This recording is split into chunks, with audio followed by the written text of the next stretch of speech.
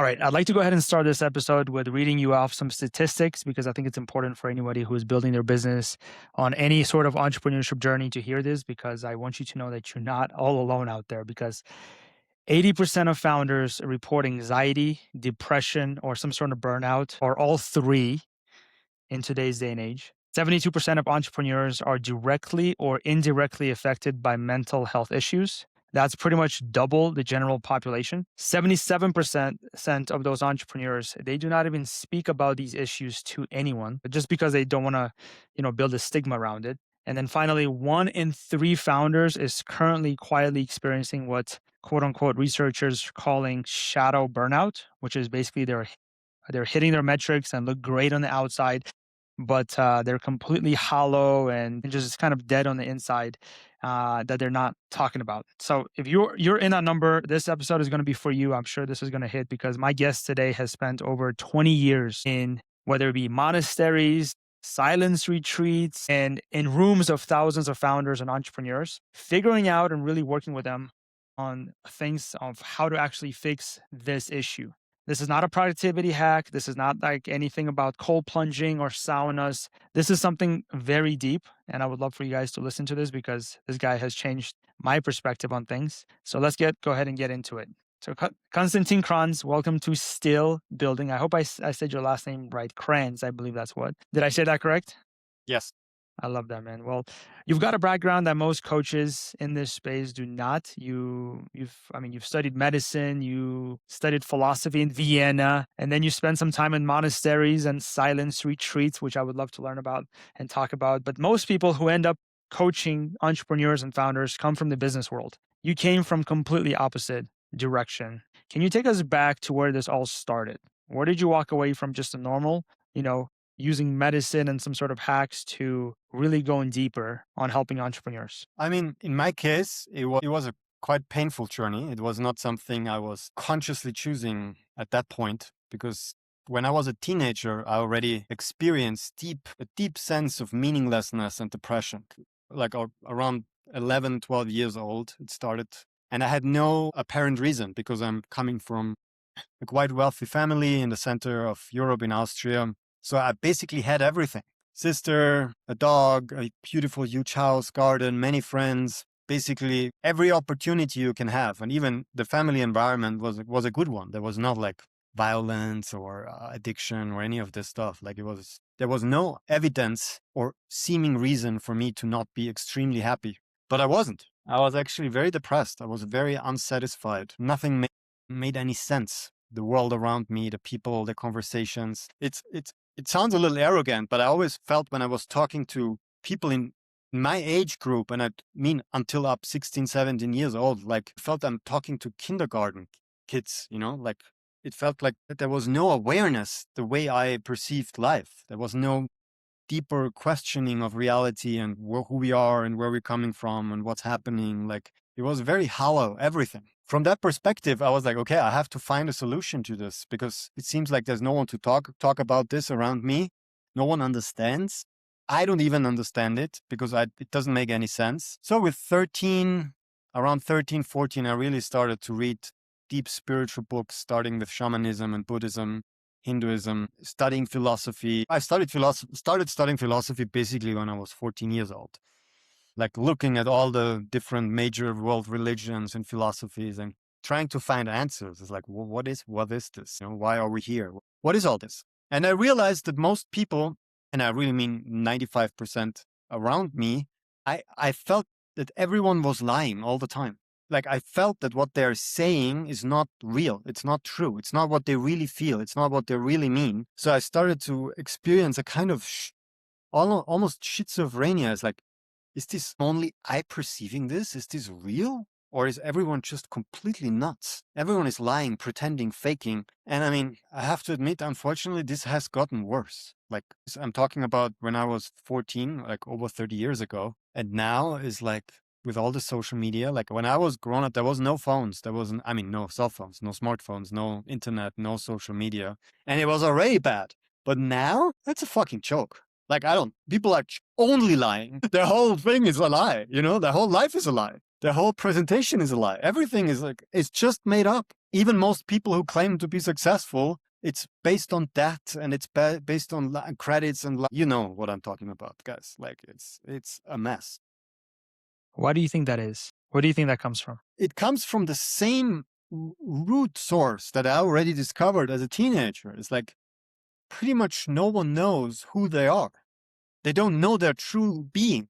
They grow up, and it already happened at my time. Look, in movies, you know, Hollywood movies and narratives, is like everyone was hypnotized into creating a fake identity, finding an identity that you have to present to the world. Hey, this is what I am. This is who I am. You know, and you had to find something that was attractive, no? Because if you create an identity that no one likes, you're basically the one who is out, you know? So you have to, the better you lie, the better you're off. So what's the alternative? Unfortunately and fortunately, there is no real alternative in the sense of finding the perfect lie. You know, like it never works. The only real alternative is finding who you are, you, beyond your story, beyond your experiences, beyond your setup, beyond your belief systems and narratives. And it's not an easy task. It's not an easy task because you have to question everything. You have to literally question everything.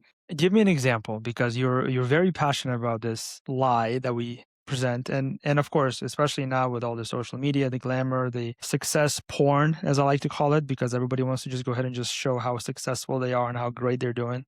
But give me a simple example of maybe you were portraying yourself as a lie, and then you realize that.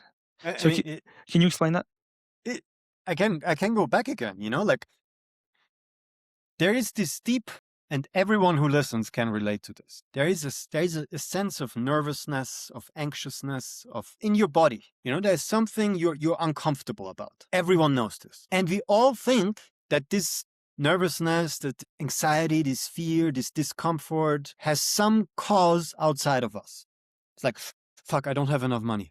Fuck, my relationship is not like, oh my God, I have to pay this. Oh no, I don't have enough followers. No, I don't have the next. I'm not hitting my 7 feet. Whatever it is, you think that because you feel this contraction, this sensation of fear, there is a problem that you need to fix. And you think the next relationship, the next success, the next car, the next business, the next property, the next kid, the next whatever is going to bring the peace. It's going to bring the deep relaxation that you're longing for. And it's never going to happen.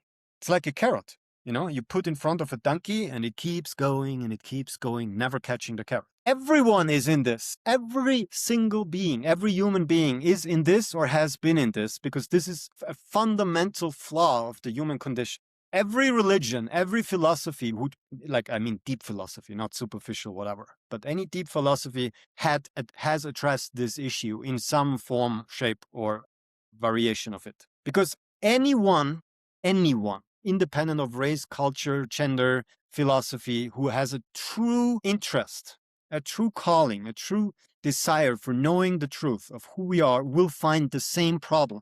Because there is only one. This sense of separation, this sense of meaninglessness, this sense of disconnection from everything else, which creates the constant fear, pain, struggle, discomfort that everyone is experiencing all the time. So how do you deal with this? This is a big statement, huge statement, which I love that you are so passionate about this. But what are some solutions? And maybe even if you don't mind, when I met you, I think you were the first person that told me about a silent retreat. For somebody who doesn't know what that is, it's literally where you go.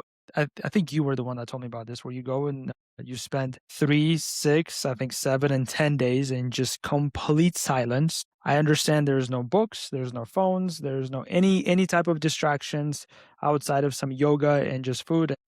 It's to a point where you cannot even look somebody in the eye just because you might mess up, what's going on inside their head. So that's just, when you told me about this, still me talking about it, I've never done it, makes me a little bit, scared. Shit, like I'm scared about it. So if you don't mind, talk about this silent retreat. I think you're very passionate about it. And then what happens to you specifically, if you're talking about the founders or entrepreneurs, what happens to you on like day 8 after a week of not saying a single word to anyone? Let me go back again, because also this silence is something that every culture has. Every culture, in the spiritual sense, in the religious sense, has this retreats of going into silence. The Buddhists do it, the Taoists do it, the Hindus do it, Islam has their own version of it, shamans have their vision quests. Every culture, because again, we're talking about the one and only problem that every being has. Okay, so obviously every culture, every religion has found a way to deal with this. And their own, literally the only way to do this, you have to face it. You have to face it. You cannot run from it because it's you. It's your own shadow. You cannot run from your own shadow. So what I did, when I was 19, I did my first 10-day silence retreat. It was in Mexico. It was a more Buddhist approach. But the point is, it doesn't really matter. It's not what I did. It's what you can do. You could even go just 3 days alone and sit in a room without television, without phone, without book, and observe your mind. It's going to drive you nuts. If you've never done this before, it's going to be very challenging. And my first 10 days when I was 19, it was horrible.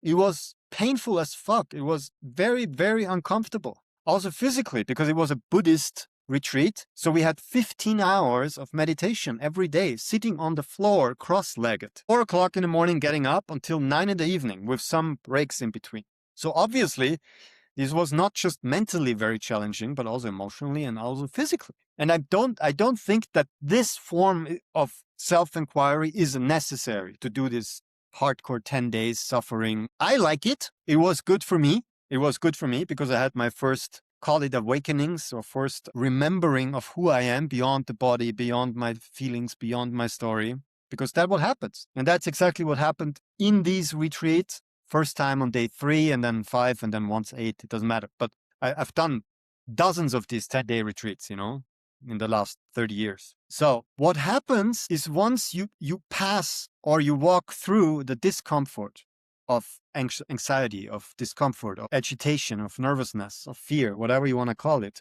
it's like clouds. If you imagine you have a very, very cloudy day and you live in an environment where it's always cloudy, you don't know the sun. Even though the sun is always there, you don't know it. You know it has to be there because there is light, right? It's like there must be a sun because it's light. But I don't see it because it's all full of clouds. So you don't see that there is a sky which is blue and vast and beautiful and infinite, and there is a sun which is warm. You don't see it. You think you know because there must be there, but you don't know. So you have to pass through the clouds.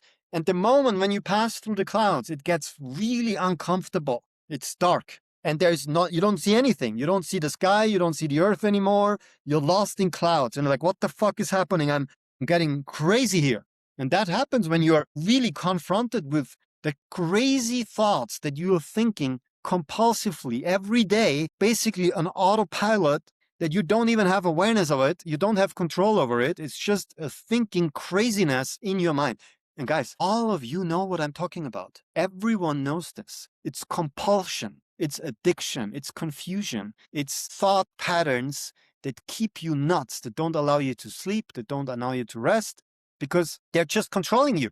They're just controlling your mind. And you need to pass through this. However you're going to do it, you will do it. But you have to do it. You have to pass through these clouds to come to the sky, which is a metaphor for your true nature, for your true being, for your true self. But you're saying 10 days is not required. This is something by the way, doing it at 19, I cannot imagine. So much is happening in your brain at 19 years old. You're becoming from a, young adult to an actual adult. And that's insane that you did this. But what are some other ways that you can start for somebody who is listening to this? And I think when I met you, I think I told you that I probably couldn't sit through a 5-minute meditation, silent meditation. Now I'm doing, 15, 20 minutes I'm okay with, but it's still very much uncomfortable, I'll be honest with you. What are some steps that people can start taking to start going on this journey of realizing and getting past this darkness that you just talked about without going to a 10-day silent retreat, because that's a different level? Again, you can start with 5 minutes. Start with 5 minutes. Go in the nature, sit under a tree. Nature is always very helpful because nature already has something more peaceful to it. It already has a more quiet environment, mostly. But it depends. If it's raining, it's uncomfortable. If there's mosquitoes, it's uncomfortable. If it's whatever, you have to find a space where you can at least relax for a moment. Spend 5 minutes.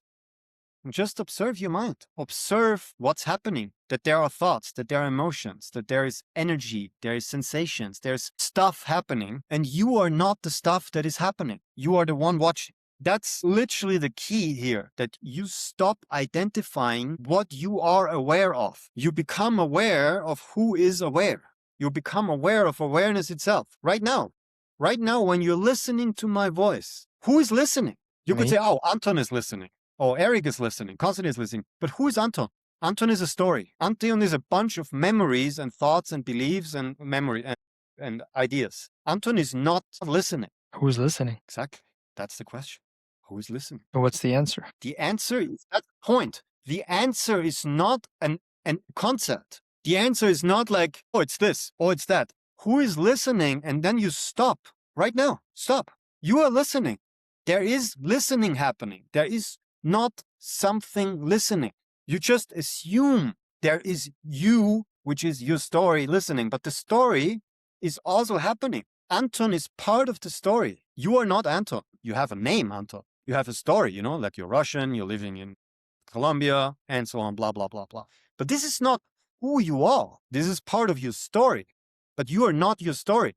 Interesting. Okay, let me take a quick detour if you don't mind.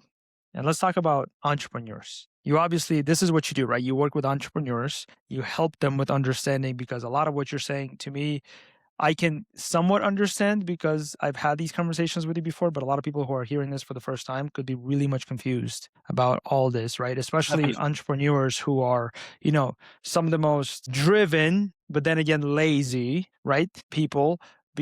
And it's okay. I always say being lazy as an entrepreneur is okay. You find other people to help you do the things, but you're very driven. You think that your edge makes you what you are, and you go, go, go, go, go. And if you for a second stop and, like you say, sit in silence for 5 minutes, you might lose that edge. So if you don't mind, there's going to be two parts to this question. First question is, when you start working with entrepreneurs, business owners who are really, who are in the weeds, trying to make things work, what are the first thing that you see about them that they don't usually see about themselves? And the second part to this question is, how do you go from them losing this edge and saying, I need to go ahead and slow the heck down. I need to go ahead and listen to who I really am. I need to go ahead and go on this spiritual journey because it matters. Because like you said, it matters. Or you go fucking insane. And that's why most people go insane, is because unless you do go on this journey, you're always going to be in this freaking hamster wheel. So what do you see first? And then second, for specifically entrepreneurs and founders, what are the things that you focus on the most with them outside of sitting in silence for 5 minutes? Is there any other strategies that you use to help them understand that losing that edge is not losing your power? Losing that edge,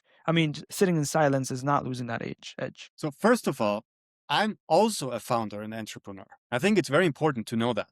Absolutely. I'm not just outside of it and be like, hey guys, it's just shanti, just meditate. I have my own businesses. I have tons of clients. I have a big project that I was just launching last month. And it's all about impact. It's about reaching millions, maybe billions of people. It's creating huge communities, making a lot of money. So none of this is wrong or a problem. That's not the problem. You can have no money and live on the streets and be very, very unhappy, right? And you can be a multi-billionaire and be very, very unhappy. This is not the problem. I have met personally and talked to people without arms and legs, living on the street, being supremely happy in India. I haven't met them here, but I met them in India. I have met people with no money. I've met people with very simple lives, living in nature, having a family, just having enough to survive and have peace of mind, be joyful, and be very, very happy and fulfilled. And I've met hundreds of entrepreneurs who are super successful, influencers, millions of followers, and they're depressed and neurotic and confused and whatever. So none of this is the problem, and none of this is the solution. It's not the solution, go back to nature and live on the street, that will make you happy. And at the same time, making millions or billions of dollars is not going to make you happy either. So that's very important. That's one of the first things I tell to all of my clients. What you think is the solution is not the solution, and what you think is the problem is not the problem. Give me an example. Sorry. Please give me an example. It's the same. If someone comes to me with a problem, like, hey, I'm only making 7 figures right now because I have blah, blah, blah, and I have tax issues with whoever and whatever. They come in with whatever, right? So what they think is like, I'm going to help them fix their problem, which is what they presented to me. And they think, once this is fixed and I'm able to pay that and I'm able to, outsource to Philippines and I'm going to hire differently and implement AI and I'm going to have more time and then everything is going to be smooth and I'm going to be happy, And I will tell them, look, I can help you do all of this and I can promise you it won't change anything. It won't change why you actually talk to me. Because you think if I help you implement all of these issues, which you think are your problems, which you think will solve your issues in your life, I have to tell you they won't. I can still help you do this, but I can already promise you, if this is all we're doing, after 3 months, you might have achieved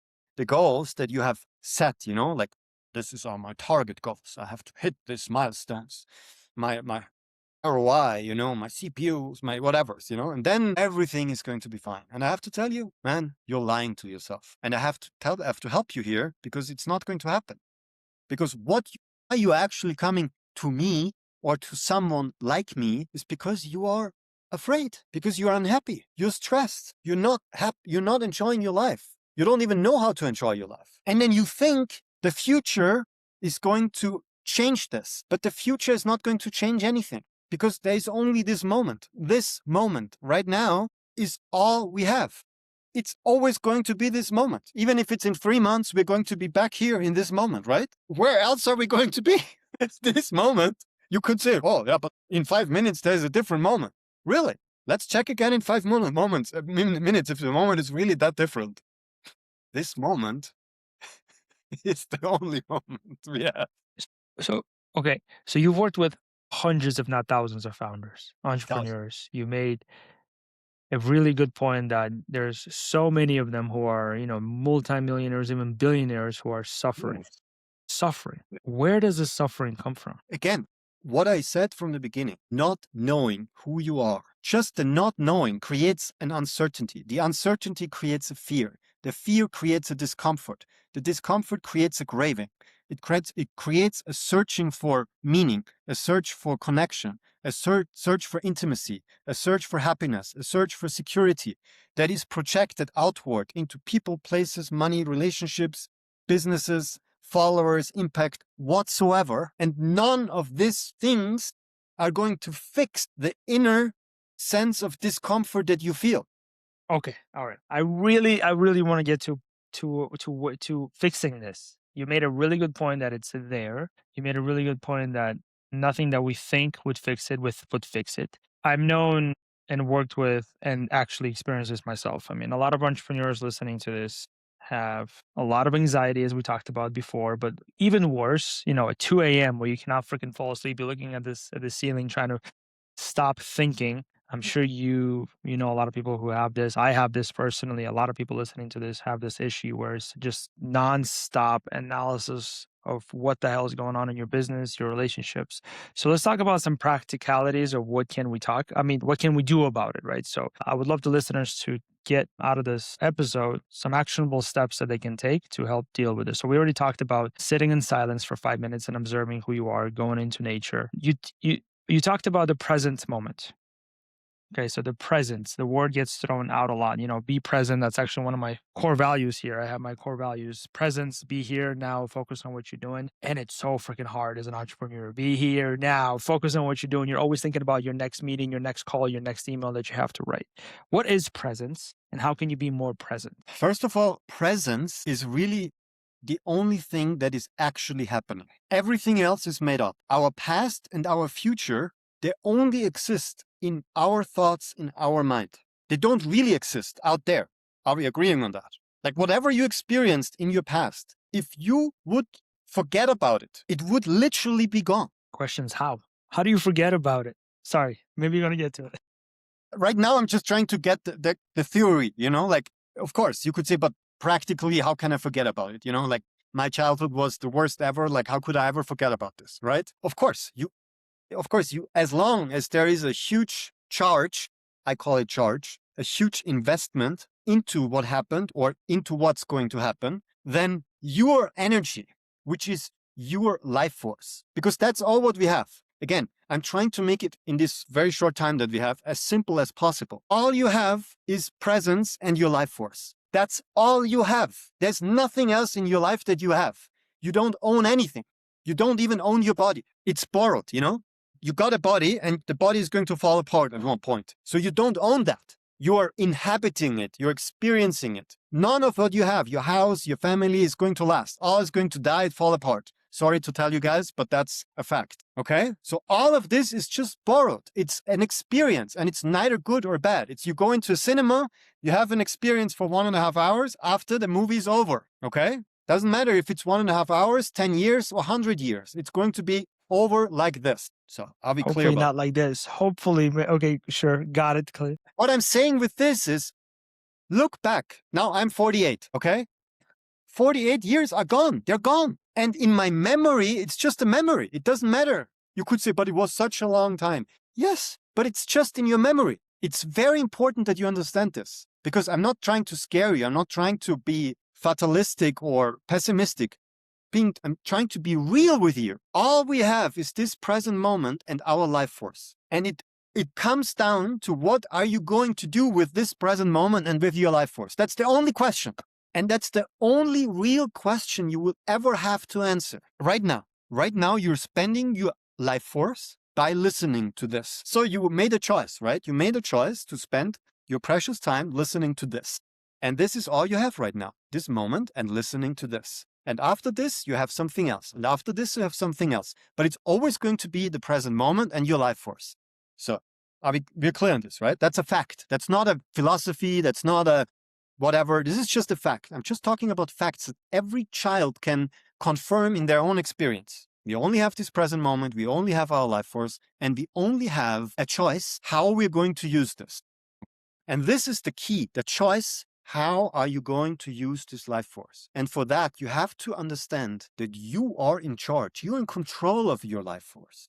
You are in charge. You can control how you're spending this moment. You are in control how you are going to use this life force, what decisions you're going to make every moment of your life. And if there's anything in your life you're not happy with, it's your responsibility to change it. If there's any thought you don't like, it's your responsibility to change it. And you could say, oh, but it's difficult. I don't know how to do it.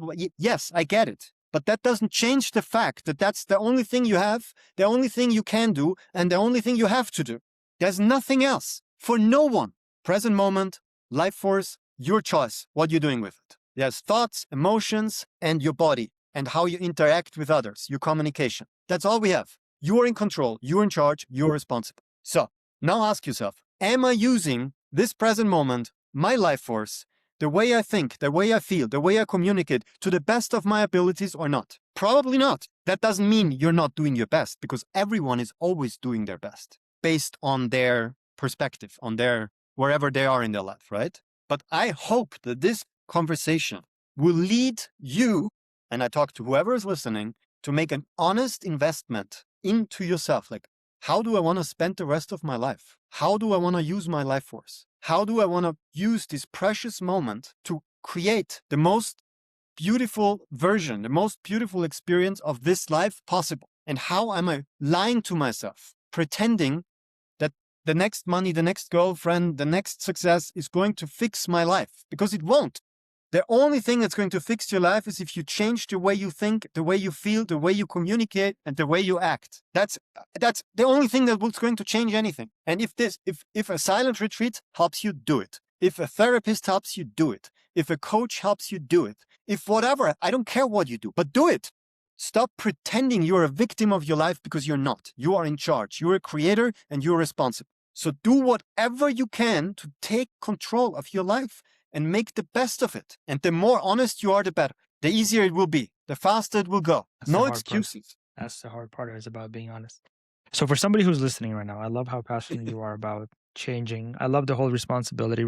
I think most entrepreneurs that are successful, most entrepreneurs are who I associate with. I think responsibility is a big thing. So I love that you mentioned that, and make sure that everything, not only work related, but just in life, responsibility, taking 100%, not blaming any other people or circumstances. But can I put you on a spot here for just a minute? Because Yes. You did share with me some meditations tracks that I've listened to, I've used, and I know we have a very limited amount of time today, but just for somebody who's listening to this, who is ready, who's as passionate as you right now to change, to say, you know what, I need to understand this, I need to be more present, I need to practice this idea that Constantine is preaching to me right now, and I would love to. So, can you take just 3 minutes, whoever's driving, doing some workouts, whatever you're doing, just stop with it, whatever it is that you're doing. Can you walk us through a method, a Yes. meditation, or an idea for the next 3 minutes to help us become more present? Happy to do it. It's a method that I have developed, which I call reality check. It's a very simple method. Can do it in 3 minutes. Can do it in 5 minutes. Can do it in 50 minutes. First of all, right now, just stop wherever you are. Probably you're sitting somewhere. Don't do it when you're driving right now. If you're driving, wait and listen to it after, okay? Because it will imply that you stop focusing on anything else. Just feel your body right now. Wherever you're sitting, feel the body and just observe. Observe your body. However you're sitting, feel the gravity in your chair, in your couch, the floor, wherever you are. Just feel how the body is sitting here right now without you having to do anything about it. It's just sitting. And now take at least 1 or 2 deep breaths, like deep inhalation. Breathe out, even with make a sound, a sigh, a yawn, whatever. But just feel that you are alive. You are present. You're here listening. You're sitting, and there's all kind of sensations, feelings, emotions happening in your body. There's vibration, maybe there's hunger, maybe there's some anger, maybe there's some tiredness, maybe there's some tension. It doesn't matter. Just observe.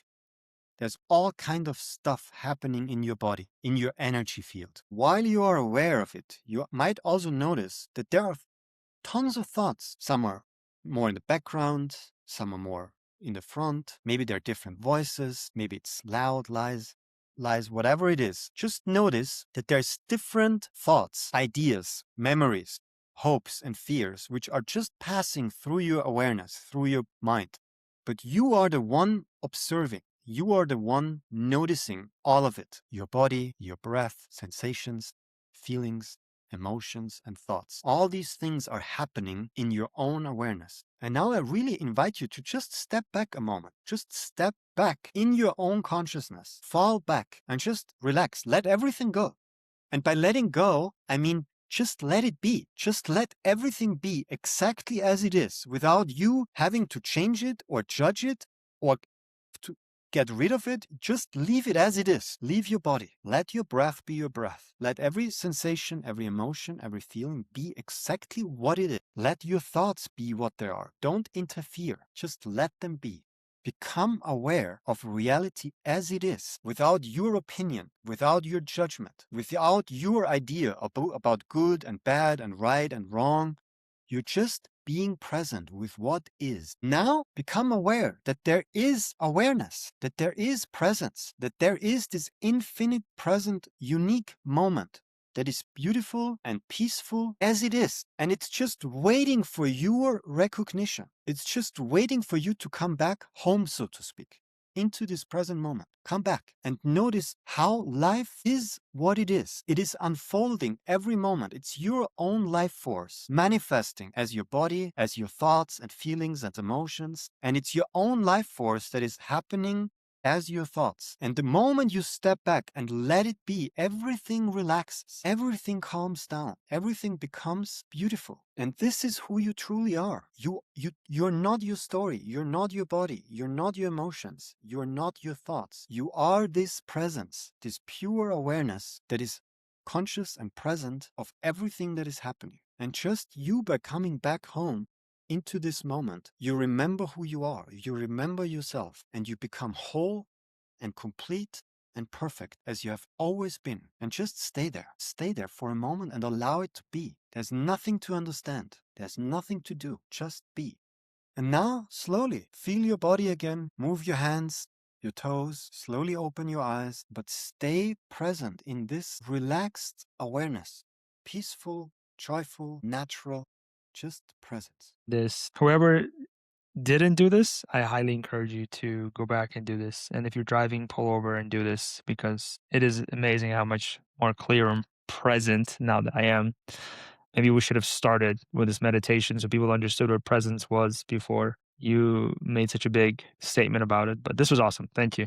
Thank you for sharing. Very welcome. And everyone who's listening, I hope this little episode is another invitation from life itself to you to come back home and live as who you are. And remember that life is here to be enjoyed, to be played, to have fun. Don't take anything serious, and especially don't take anything personal. Life is joyful, and it's meant to be joyful, not to struggle and suffer, sacrifice everything all the time. This is a great ending. There's so many things that I still want to ask you. I know we're limited on time. I know you're building an infinity game, which I would love for you to. We're going to put the notes in the show notes, the link to that game. I know we're limited on time. Konstantin, thank you so much. This was an incredible conversation. Before I let you go, we are going to put this in the notes, but where can people best find you and who specifically should reach out to you? Only anyone who feels a call to it. I'm not here to convince anyone about anything. I'm not here to sell anything to anyone. If you resonate with this, and if you feel that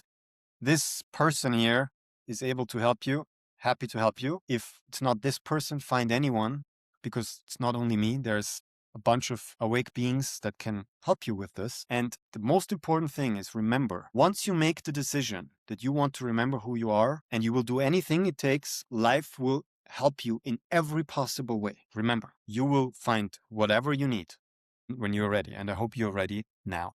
I think most listeners are more ready than when they started listening to this. Konstantin, thank you so much for being here, brother. I really appreciate you. And to everyone listening, this one definitely hit different for me, and I hope it did for you as well. Send it to a person or somebody else who needs to hear it, because I know most of us go through this. But Konstantin, any last words before we say goodbye on this episode? I would love to have you back. I would love to have you talk about the game that you're building. Like I said, I'm going to put it in the show notes so people can check that out. But anything else you want to leave our listeners with?